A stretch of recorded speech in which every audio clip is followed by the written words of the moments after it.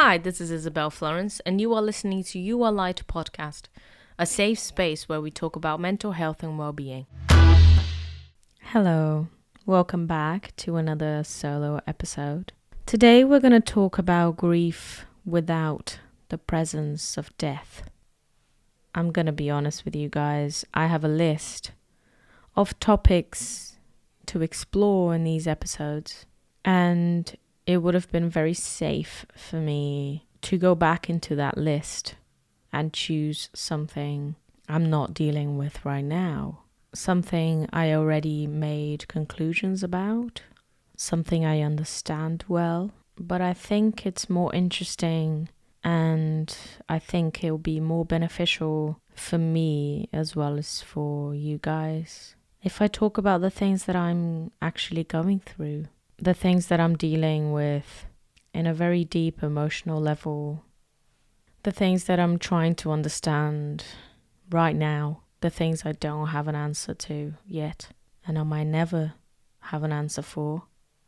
But it will mean they are things that are raw and alive within me, feelings and questions that are consuming my life, topics that I am discussing with my loved ones and with my therapist.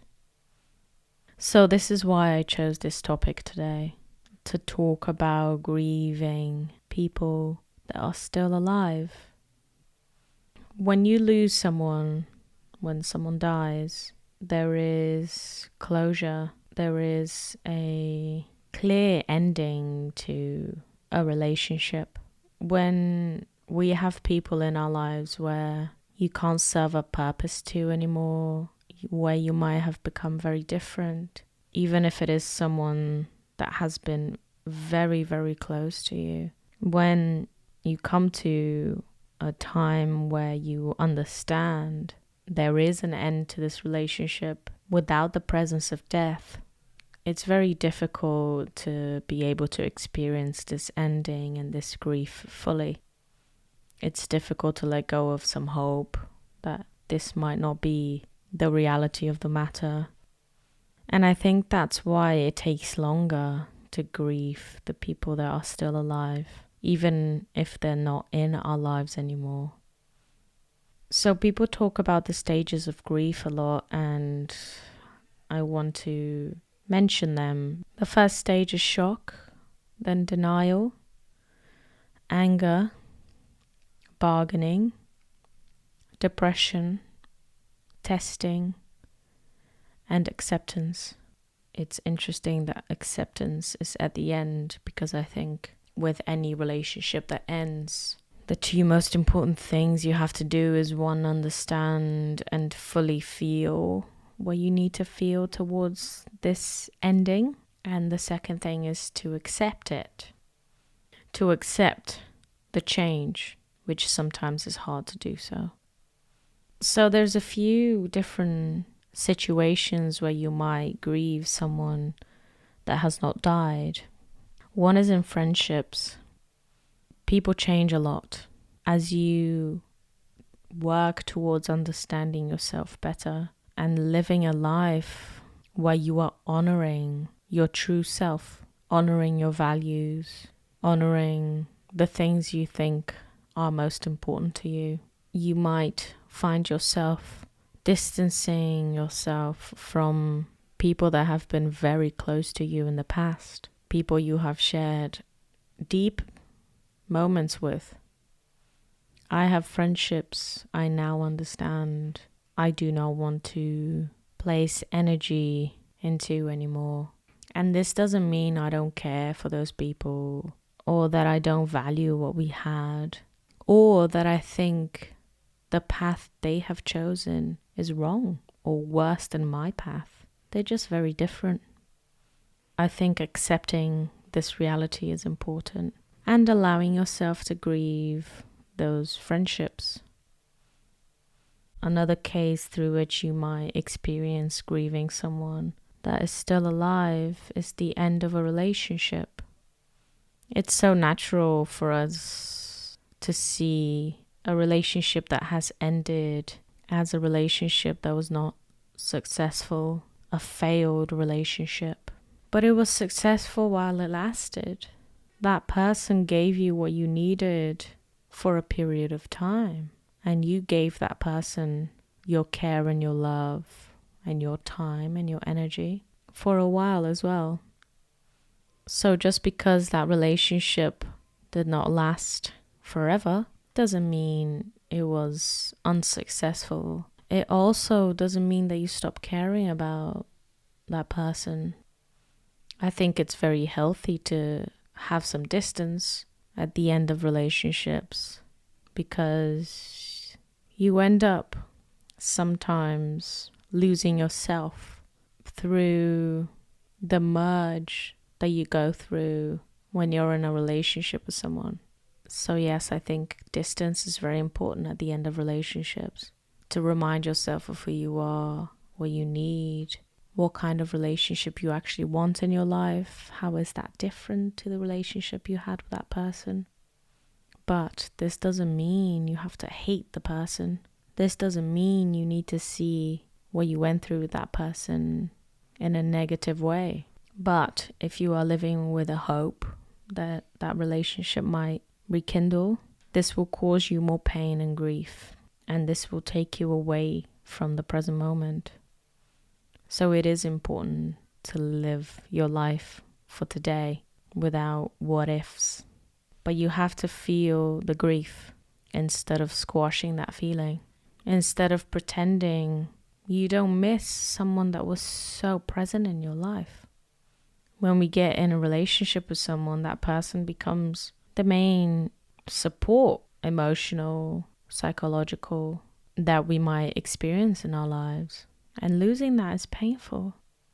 So again, it's important to grieve that end and then focus on yourself. Focus on the love you have for yourself. Focus on the relationship that is the most important relationship, which is the relationship with yourself. Another loss we might experience is of a place or a period in your life, a home. You might even feel grief for a part of yourself when you grow and you change.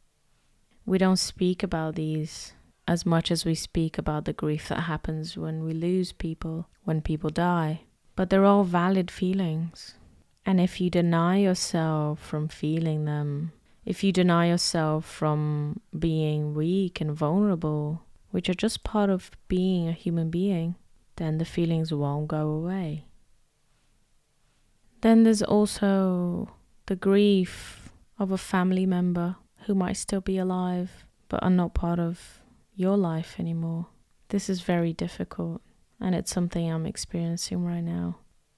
There's a connection that's so deep with the people in our families. It's a connection with someone who's been through so much with you. You have shared so much of your pain with them, so much of your love, your time, and losing someone you have been through so much with is very difficult.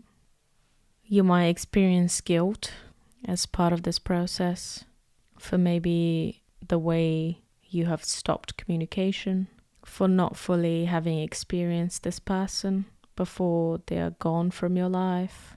It's normal to feel regrets, but you cannot dwell on them because there's nothing you can do about it now. You can learn from it and use it in the relationships you have now in your life.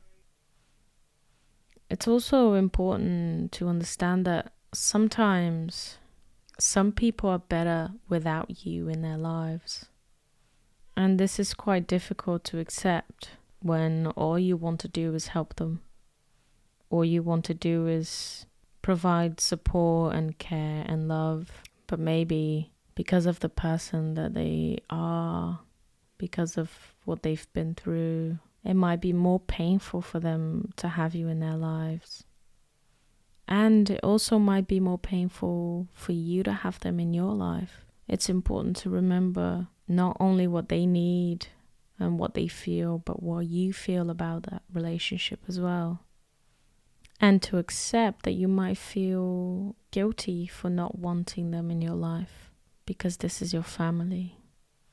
And it might come a time where this changes, where they heal wounds that are too raw right now, where you heal your wounds and you reconnect. But you owe it to yourself to live your present life fully, even if you can't share it with the person you love. Another thing we have to remember is that sometimes some people are not ready to receive your help, or they might not be able to receive help from you. And that means that you might have to let go for now. You cannot help someone who does not want to be helped. So all you can do is focus on your life and stay open to offer that light for that person that might be in the dark right now. Stay open to offer it, but without letting it consume your life. If your hand is always there, you're constantly trying to support this person, and that person won't take your hand, won't take your help. You might have to take your hand away because maybe you can help someone else, someone who is open to receive your help and your support and your love.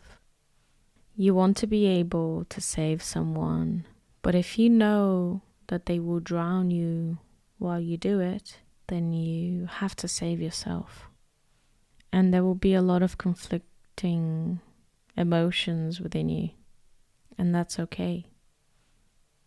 Another grieving that might happen without the death of someone is grieving the idea you had of someone, or the idea of what they should be, the characteristics you want this person to have, the loss of what you thought you could have one day.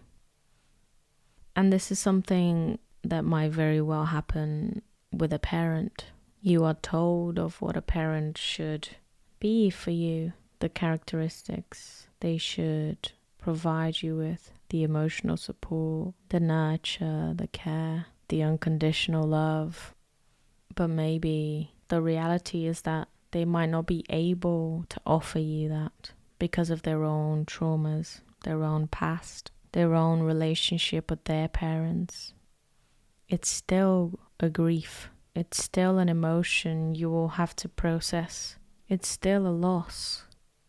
And it's okay for you to feel grief for that loss. It's, again, acceptance.